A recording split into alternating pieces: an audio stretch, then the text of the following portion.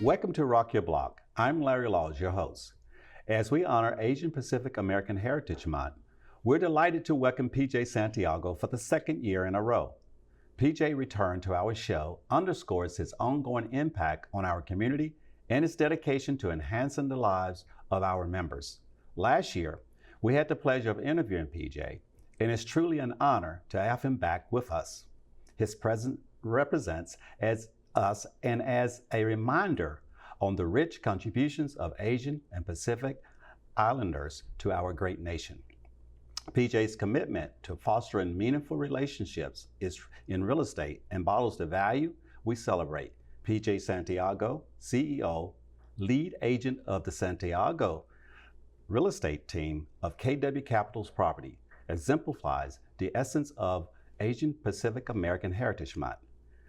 Join us as we comment PJ achievements and celebrate the heritage of Asian and Pacific Islanders, both past and present. Please welcome back to our show, PJ Santiago. PJ, welcome back. Yeah, thank you. I appreciate it. Happy to be here. All right. Yeah. So how's things going? Things are going well. The market's picking up. Nature is being beautiful. The weather's nice. It's all positive. That's great. That's great. Well, it's good to see you. And how's the family? Family is doing well. Our daughters are getting ready for school, so time flies. It's just all going so fast. My dad and mom are still the same. My family's still the same. And once again, it's a blessing, for sure. Yes. Yeah. Well, I know we talked last year. I'm definitely glad for you to be back and happy for you to share, what you're doing here. A good representation of the Asian Pacific community. Mm-hmm. And let's talk a little bit about your upbringing. Understand Filipino and Chinese family.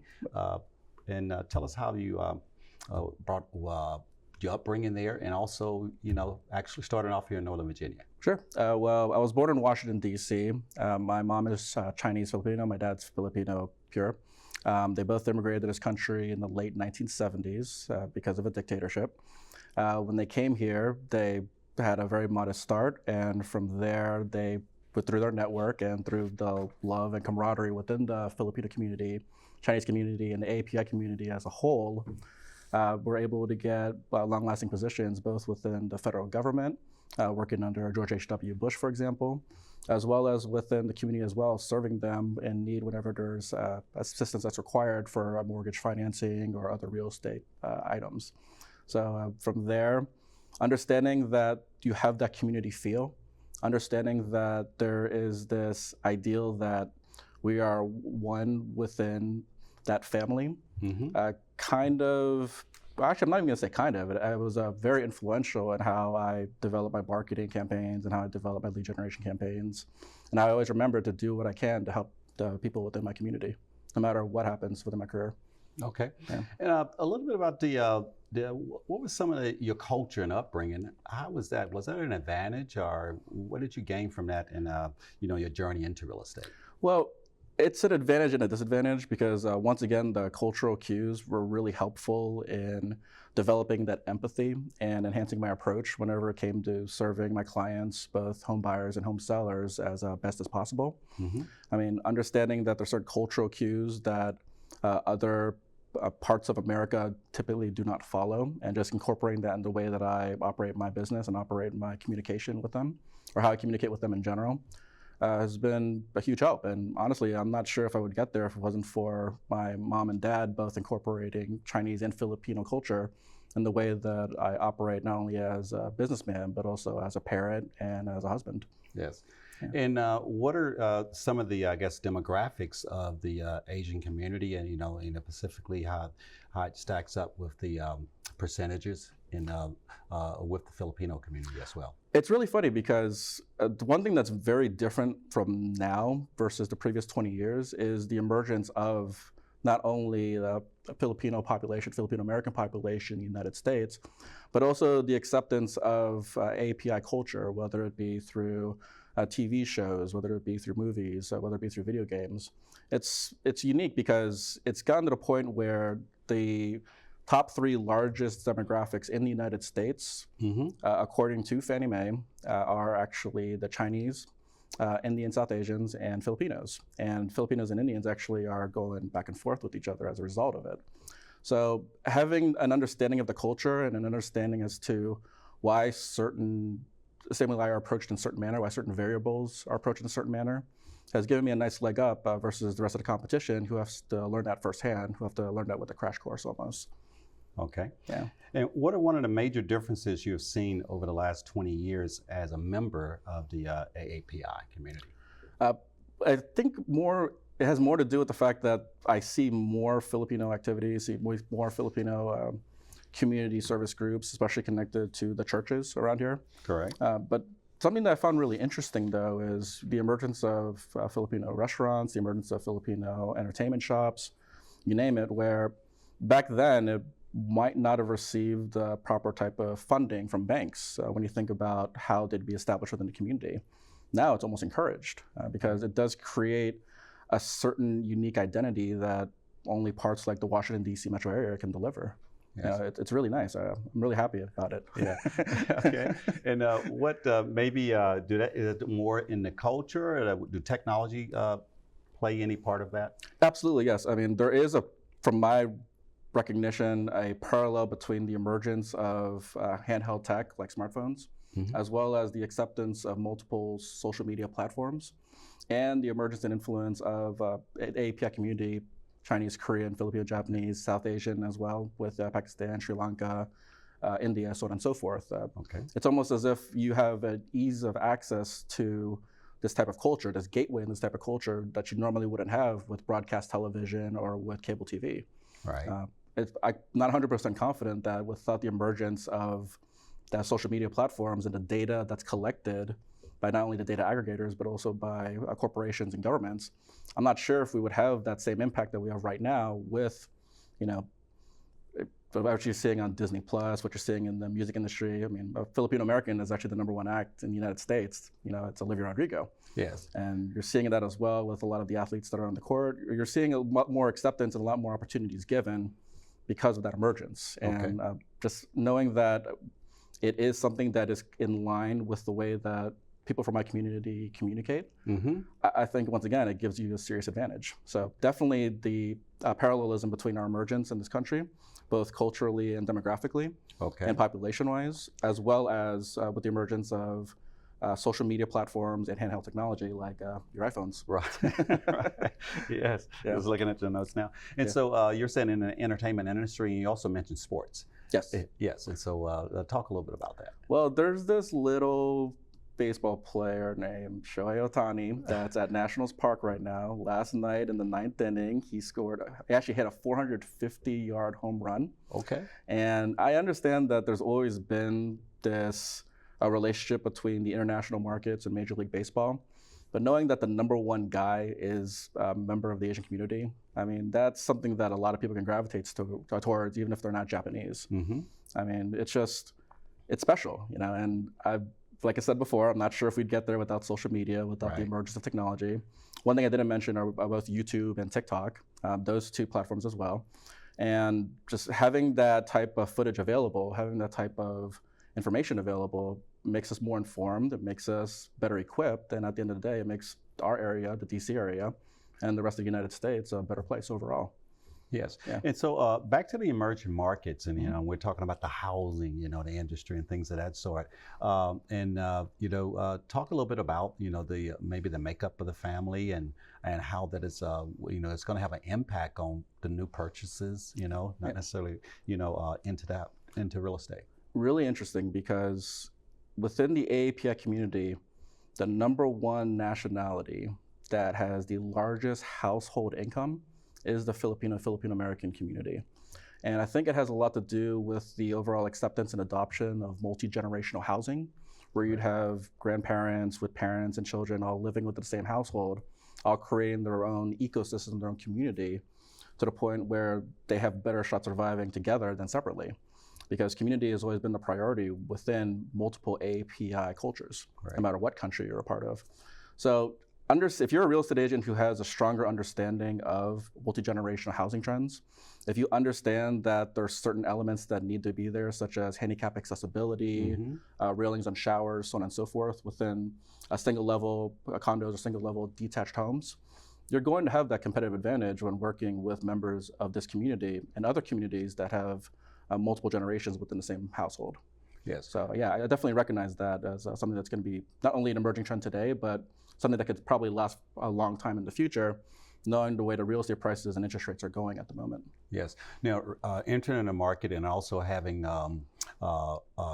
experts in the market, what do you see in reference to the professions in the Asian Pacific community? The professions as in engineering, consulting, that kind of world? Actually entered into the real estate profession, real estate, mortgage, lending, and housing. Do we have members entering into that profession to work? Oh, absolutely, yes. I don't know what the exact statistics are, but I do recognize that when you look at the HUD website and you look at the disclosures and the documents that are required to purchase a house, you have them in multiple languages, including Filipino Tagalog, including Chinese Simplified, including Korean, so on and so forth. I'm not sure if that would be the case if we didn't have this emergence of culture over the last 5, 10, maybe 20 years. But just knowing that you have that inclusion there, to me, is really important because they're basically telling the API community, members of the API community, that you belong, that we want you here as part of America.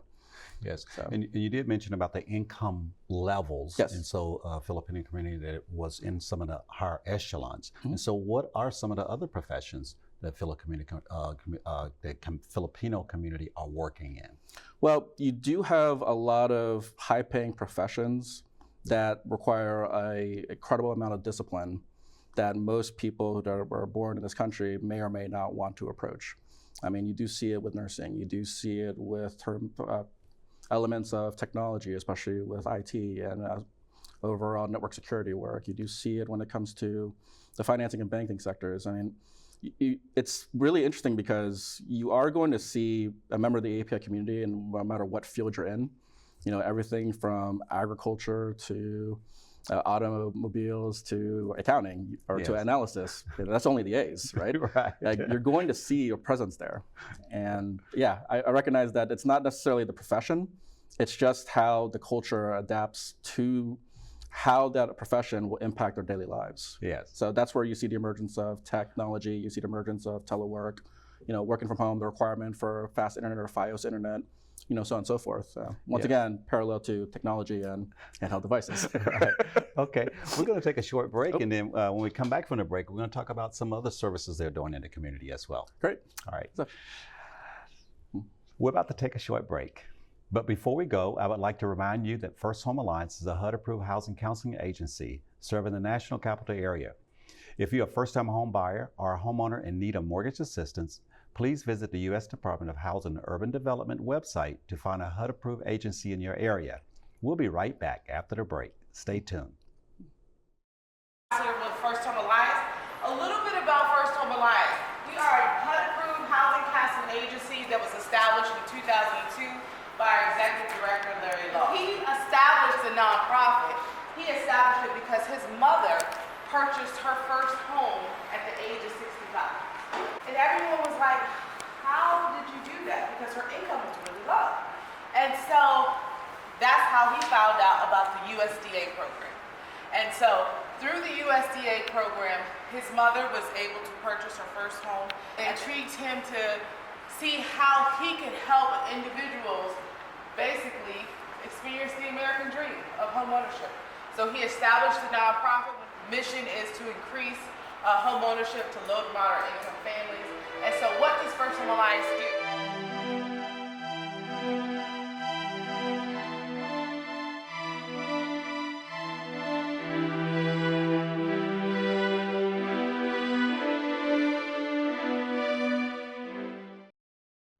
Welcome back. You're watching Rock Your Block. I'm your host, Larry Laws of First Home Alliance. And if you're just now tuning in, we're joined today with real estate professional PJ Santiago. PJ, and so we're going to move into all this community service you're doing. Oh, great. It's a part of you. Well, it gives me peace. It gives me joy for sure. Well, that's really great. Yeah. And you have always been a person that showed a lot of gratitude and very receptive any type of mentorship or things of that sort. So I know you're going to do well. But you have initiated quite a bit.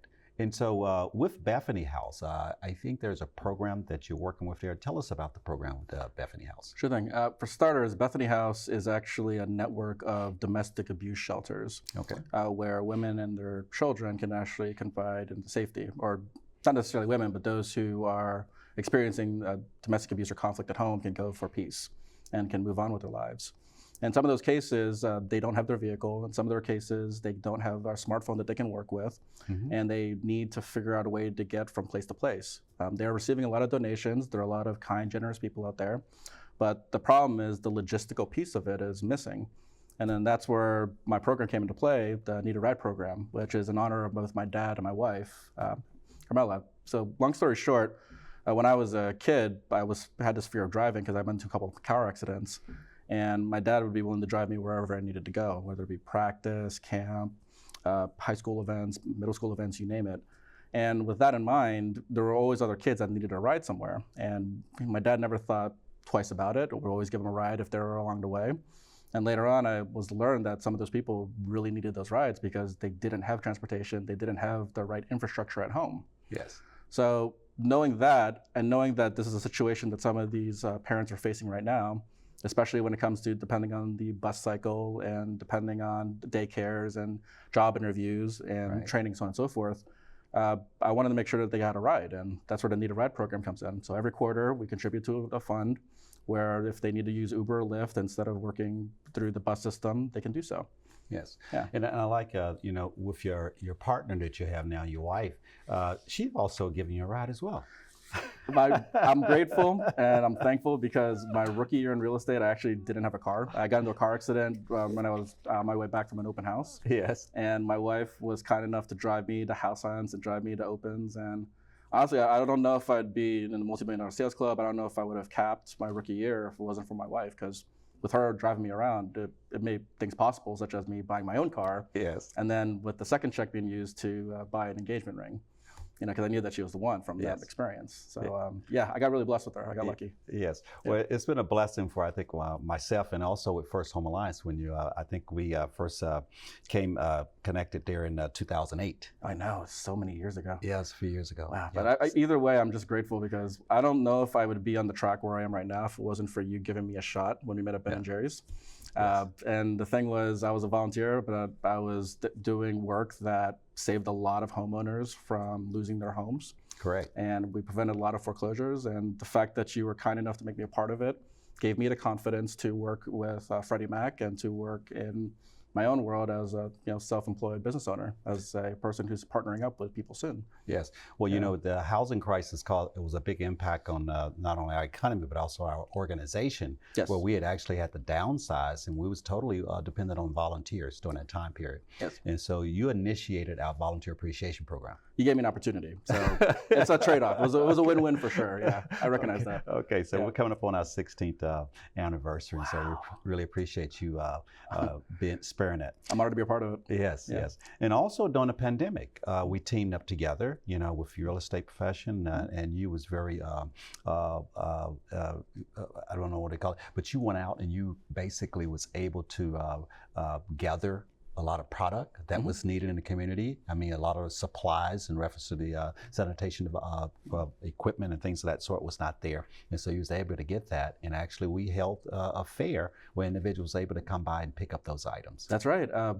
There are 4 different strategies I had. One of the main strategy that worked was leveraging my status as a corporation in the state of Virginia to actually order supplies direct from suppliers and direct from distributors, so that I could just give them away to families in need that couldn't find, rubbing alcohol, that couldn't find disinfectant wipes and other supplies that, in some cases, especially with individuals who are immunocompromised, or life and death supplies needed or needed to survive. And I didn't feel comfortable making money off it, so I just gave it all away to anyone that needed help. And it was actually one of my proudest moments of my life to be able to do that. And to have you there too was huge. Well, we had a little complication going on between the Dallas and the other team. Both of our teams are terrible. Come on. We're both bad. So it was fun. Yeah, it was really fun. And then afterwards, you did the formula for the kids. That's right. Yeah, I was once again I leveraged my status as a corporation, and I used it to get funds from medical suppliers.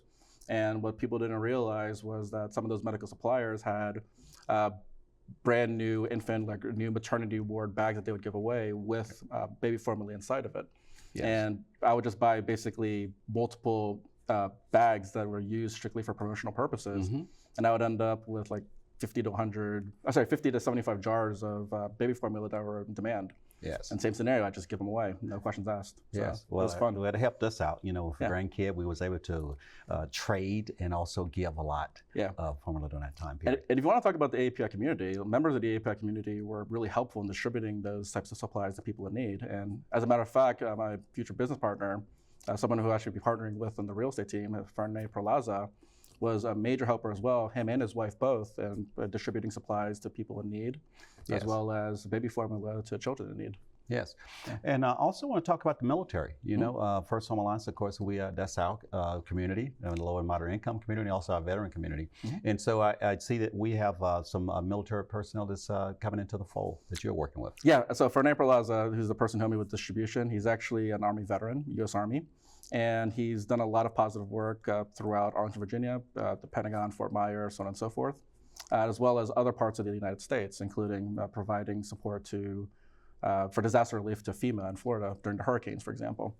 And it's an honor that he wants to partner with me. We definitely have some attributes we can both bring to the table to make sure that our positive impact on the community is not only established, but long-lasting. Yes, yes. And I think there's one other topic before I have a surprise for you too. Sure, we're gonna. But there was one that I want you, to give something that you would do today that you may not have done when you was a rookie real estate agent. As a real estate agent? Yes. Okay. That's a good question. The thing that I would probably do differently would be to encourage my clients to actually go onto syndicated websites connected to the MLS, such as your Zillows and your Redfins. And the reason why I would do that is because you learn a lot about yourself when no one is around and you have your device in front of you, and you just start to soak in what real estate could actually do to you, what your home could actually mean. And understanding that process, you will learn more about what makes home more like home for you. And then if you bring that to the table, we can make adjustments to the auto search, and we can find your next home to give you your happily ever after, your peace of mind. So yeah, the one thing that would change differently is from the person that started 15 years ago to now, I would tell that person, let them go onto the websites because they're learning more about themselves than you think. Yes. And it starts with their home. Okay. Yeah. And so, PJ, I know you're going to be there at the event that's coming soon. Yep. But for your commitment and service to the event, that this is our 16th year, and this is going to continue. Wow, 16 years. Yes. And I don't think you ever been there to receive an award. No, I've been there I've actually volunteered and I've actually helped establish a couple of them, but never to receive something. Yes. So, yeah. And so we're going to present this award, and I'm just going to read this one very quickly here, but you're going to get the award on when you come to the event. And it's the Presidential Volunteer Service Award. Wow. And so it's for PJ Santiago. It's a gold award by the American Corps in recognition of appreciation for their commitment to strengthen the nation and the communities through volunteer service. And so I'm just going to read just a little bit of this. Is that Joe Biden's signature? It says, have the White House seal on it. Whoa. It says the American story depends not only on one of us, not on some of us, but all of us. I congratulate you for taking it upon yourself to contribute to good public good, and I'm proud to present to you the Presidential's Gold Volunteer Service Award in recognition of your service of over 500 hours of service to this great nation. Wow, yeah. On behalf of the American people, I extend my heartfelt appreciation to you for your volunteer leadership, and I encourage you to continue to answer the call to serve. The country is counting on you.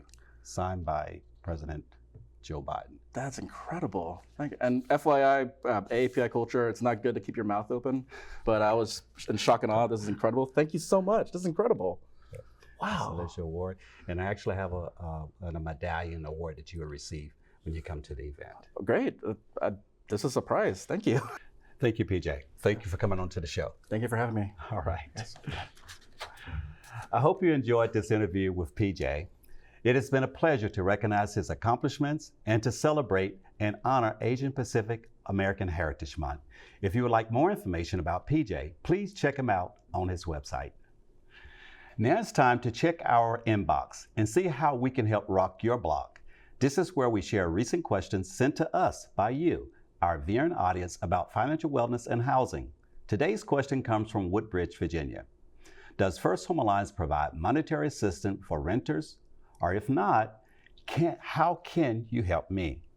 That's a good question, and many residents call our office with that very same question. First Home Alliance services include education and counseling on rental topics.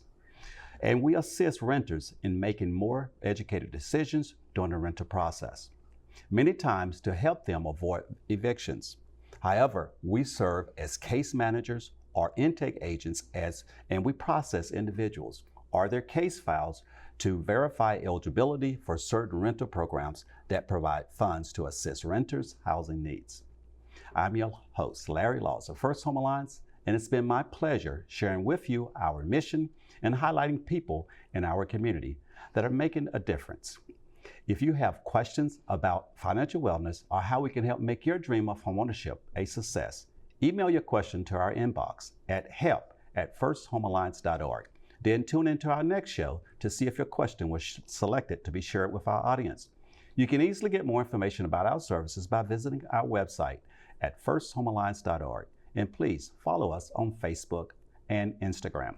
Thank you for watching today's segment of First Home Alliance, and join us next time to rock your block.